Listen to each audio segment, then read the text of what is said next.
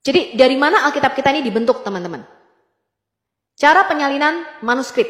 Misalnya autografanya atau tulisan aslinya, ya, misalnya Injil Matius. Matius itu menulis demikian, teman-teman. Kasihilah musuhmu dan berdoalah bagi mereka yang menganiaya kamu. Ini kata-kata Yesus, ya. Autograf atau tulisan asli yang ditulis Matius itu sudah rusak karena waktu kita udah nggak punya. Tetapi kita mempunyai manuskrip yang jumlahnya ribuan tadi loh, teman-teman. Misalnya nih, manuskrip pertama itu juga rusak. Kasihilah M terus hurufnya hilang. Dan B hilang. Bagi mereka yang hilang gitu ya. Tapi ditemukan manuskrip lainnya, teman-teman. Kasihlah musuhmu dan B hilang bagi hilang yang menganiaya kamu. Oh, kita tahu. M-nya tadi terusannya kira-kira kata-katanya apa? Kasihlah musuhmu. Ya, sama seperti kemarin kita merekonstruksi kitab Samuel dan kitab Raja-Raja. Kemudian ditemukan manuskrip lainnya. K hilang rusak nih. Musuhmu dan berdoalah bagi rusak lagi nih belakang. Tapi kita sudah menemukan satu potongan lagi. Kemudian ditemukan lagi manuskrip keempat. K hilang, musuhmu dan berdoalah bagi mereka hilang semua. Tapi kita dari keempat manuskrip ini kita bisa merekonstruksi kata-kata Yesus ini. Oh, berarti autografanya itu mau menulis kasihlah musuhmu dan berdoalah bagi mereka yang menganiaya kamu. Gitu caranya, teman-teman, ya. Jadi bagaimana kita merekonstruksi manuskrip Alkitab kita, teman-teman? Kalau manuskrip tadi hilang, ya 66.000 yang tingginya melebihi gedung WTC tadi, kita itu masih mempunyai catatan bapak-bapak gereja awal kita. Seperti Polikarpus, Uskup Smyrna, ini adalah murid langsung dari Rasul Yohanes. Kemudian Ignatius dari Antiok, Uskup Antiok, ini muridnya Rasul Yohanes. Irenaeus, Uskup Prancis, ini murid Polikarpus. Clement dari Alexandria. Tertullian dan Origen, juga bapak-bapak gereja lainnya. Nah, kita bisa merekonstruksi dari catatan mereka. Kemudian Injil-Injil itu ditulis oleh saksi-saksi mata dan mengumpulkan catatan dari para saksi mata. Ya, contohnya Injil Lukas. Dengan ditemukannya lebih banyak manuskrip Perjanjian Baru, maka Alkitab kita yang sekarang ini sudah intact, tidak berubah. Ya, dan kita bisa merekonstruksi autografanya 99%. Ini Perjanjian Baru ya, yang saya katakan. Hanya 1% kalimat yang masih diragukan apakah termasuk autografnya atau hanya komentar penyalinya, catatan tambahan ya, atau glossary-nya. Karena kalau orang dulu kan gak ada stabilo ya, teman-teman ya. Jadi antara komentar, glossary, catatan tambahan atau penafsirannya itu sama naskah aslinya tuh gak bisa dibedakan. Jadi kalau satunya salah, yang nyalin juga pokoknya disalin semua apa adanya gitu ya. Nah, di dalam Alkitab terjemahan bahasa Indonesia, kalimat yang misalnya tidak ada di dalam manuskrip yang lebih tua itu dimasukkan di dalam tanda kurung. Jadi kalau Anda baca Alkitab LAI kita, ada kalimat-kalimat yang dikasih kurung, itu artinya di manuskrip yang lebih tua nggak ada, tapi di manuskrip lainnya ditemukan gitu, teman-teman. Ya, misalnya tambahan pada doa Bapa kami dan Engkaulah yang punya kerajaan surga dari sekarang sampai selama-lamanya, itu di manuskrip satunya ada, di manuskrip lainnya nggak ada. Ya, jadi misalnya ada 3 kesaksian yang memberi kesaksian di surga, Bapa, Firman, dan Roh Kudus, dikasih dalam kurung, ketiganya adalah 1. Nah, dalam kurungnya ini di beberapa manuskrip ada, di manuskrip lainnya nggak ada. Gitu, teman-teman, ya. Nah, ini yang dinamakan textual criticism atau studi tentang kritik teks. Ini sudah dilakukan oleh Alkitab. Alkitab lolos. Bagaimana dengan Quran? Bismillahirrahmanirrahim. Assalamualaikum warahmatullahi taala wabarakatuh. Alhamdulillah wassalatu wassalamu ala Rasulillah Sayyidina Muhammad ibn Abdullah wa ala alihi wa sahbihi wa man walah, amma ba'd. Sahabat muslimin yang dirahmati oleh Allah, barusan kita sudah mendengarkan pidato Sobkatul Al-Mayat Al-Bahlul mengenai kitab sucinya. Nah, salah satu yang dia sampaikan itu hilang ya, hilang. Nah, akhirnya hilang semua, kawan. Nggak ketemu mana yang asli dan mana yang palsu. Kenapa? Karena dia mengakui barusan ya bahwa kitabnya, kitab sucinya itu banyak editan. Kemudian memiliki manuskrip puluhan ribu. Yang manuskripnya itu gak ketemu dari siapa, apakah orangnya bisa dipercaya atau tidak ketika mengabarkan, gak ketemu, gak jelas, seperti itu. Lalu manuskripnya ini apakah adalah tafsiran atau benar-benar ayat suci atau bagaimana, gak ketemu, kawan. Akhirnya amburadul kan. Beda dengan Al-Quran, makanya kalau Al-Quran dibandingkan dengan Bible ini sangat jauh sekali.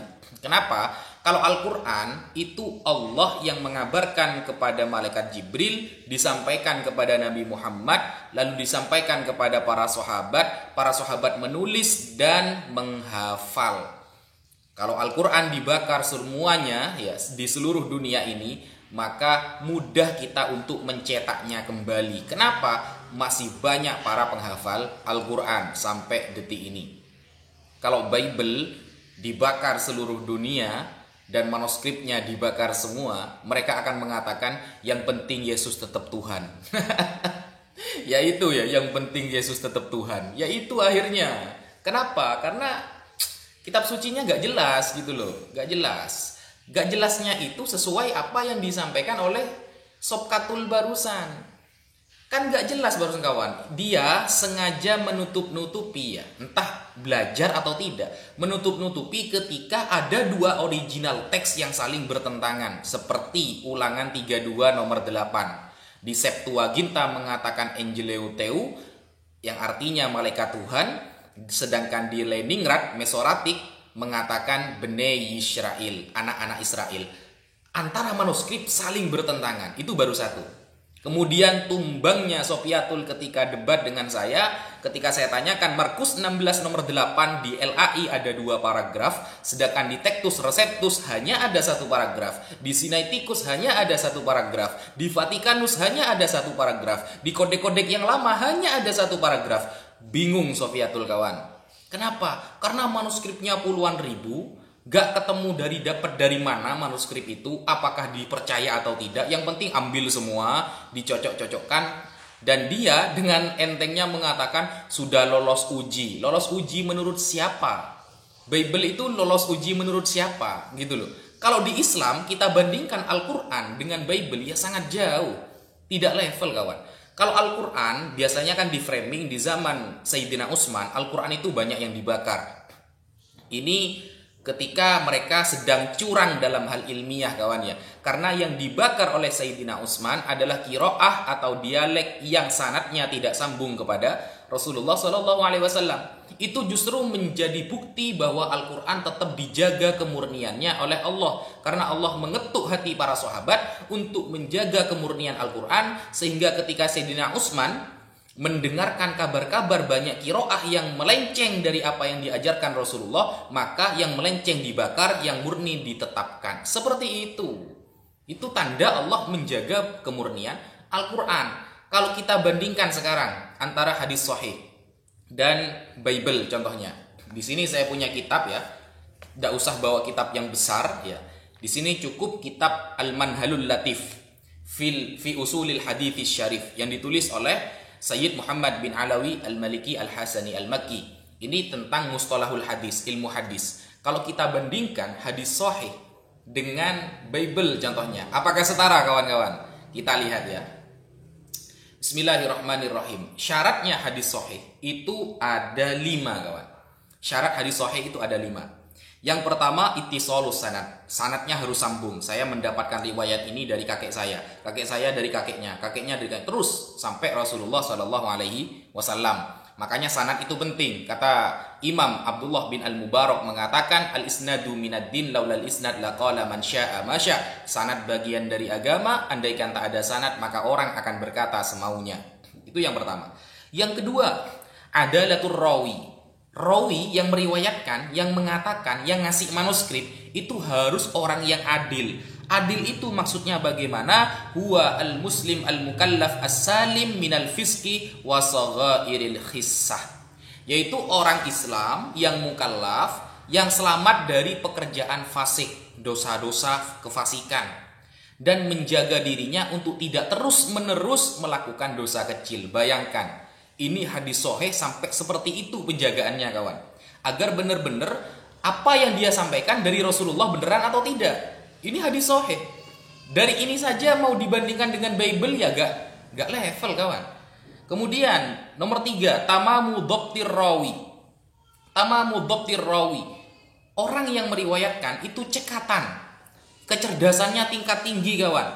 Dhabtir rawi itu dibagi menjadi 2. Yang pertama dhabtus sadrin. Dhabtu sabrin artinya ayyuthbita ma sami'ahu fi sadrihi bihaitsu yatadzakkaruhu ma tasya'a. Dia bisa menetapkan apa yang dia dengar dari hatinya, kemudian dia bisa mengungkapkannya kapan dia mau. Hafalannya sudah di atas rata-rata. Kemudian wa dhabtul kitab. Apa dhabtul kitab itu? Ayyakuna riwayatuhu min kitabin indahu. Riwayat yang dia miliki itu ada dalam kitabnya dia, dan dia bisa yasunuhu wa yusahhihuhu. Dia bisa menjaganya dan bisa mentashihnya. Mana yang benar, mana yang salah, dia bisa. Seperti itu. Dari sini saja saya belum baca urutan-urutan yang ketiga, keempat, kelima tentang bagaimana agama Islam menjaga hadis Rasulullah SAW. Jadi kalau boleh saya simpulkan, kalau hadis sahih dibandingkan dengan Bible itu sama sekali tidak level, apalagi Al-Quran. Yang level itu apa? Yang level mungkin dengan hadis dhaif atau maudhu. Bisa jadi itu. Mungkin itu yang bisa saya sampaikan. Sekian dari saya, kurang lebihnya mohon maaf. Wassalamualaikum warahmatullahi taala wabarakatuh.